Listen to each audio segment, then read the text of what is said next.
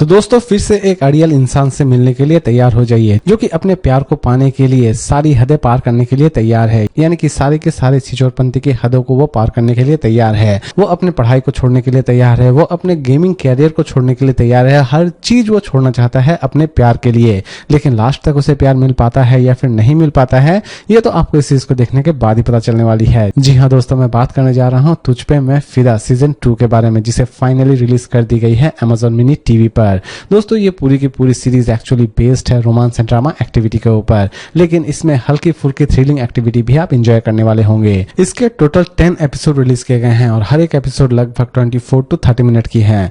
Series यूं तो बहुत ही ज्यादा फ्रेश बनाई गई है, इसीलिए इस सीरीज को चाहे तो अपने पूरी फैमिली के साथ भी बैठकर देख सकते हैं। बीच बीच में आपको हल्की फुल्की किसेज इस सीरीज में नजर आने वाली हो सकती है। तो दोस्तों चलिए जानते हैं थोड़ा बहुत इस सीरीज की स्टोरी के बारे में। दोस्तों जैसे कि मैंने कहा, अभी एक बंदा जो कि प्यार में पड़कर पूरी तरह से नाकारा बन जाता है। तो दोस्तों यही चीज हमारे मार्कस के साथ हो रही होती है। मार्कस जिसे हमने सीजन 1 में देखा था, जो कि अपने प्यार को पाने के लिए संघर्ष कर रहा होता है, और यही संघर्ष इस बार सीजन 2 में भी वो कर रहा होता है। लेकिन मार्कस को प्यार मिल पाता है या फिर नहीं मिल पाता है, ये तो आप इस सीरीज को देखने के बाद जान ही पाएंगे। लेकिन मार्कस अचानक से ही एक खतरनाक क्राइम का शिकार बन जाता है, जिसकी वजह से वो जेल में चला जाता है। उसकी उम्मीदें ये रहती है कि उसकी गर्लफ्रेंड उसे छुड़ाने के लिए आएगी, लेकिन उसकी गर्लफ्रेंड उसे छुड़ाने के लिए नहीं आती है।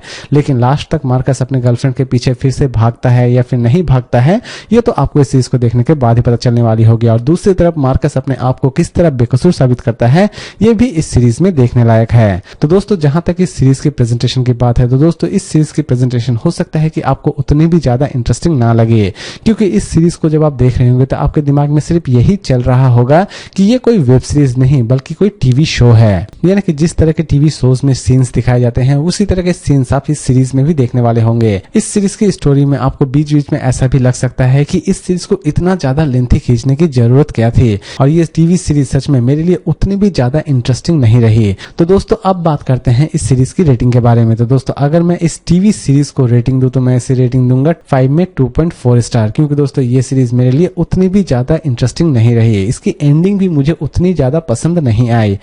यानी कि भरपूर निब्बा निब्बी नाटक इस सीरीज में देखने वाले हैं, जो कि आपको सच में बहुत ही ज्यादा इरिटेट भी कर सकती है। तो दोस्तों अगर आप सोच रहे हैं कि इस सीरीज को हम देखें या ना देखें, तो दोस्तों अगर आप डेली सोप सीरीज देखना बहुत ही ज्यादा पसंद करते हैं, यानी कि एकता कपूर जी की टीवी शो अगर आप देखना बहुत ही ज्यादा पसंद करते हैं, तब तो ये सीरीज आपके लिए एकदम से माइंड ब्लोइंग और मास्टरपीस लगने वाली होगी।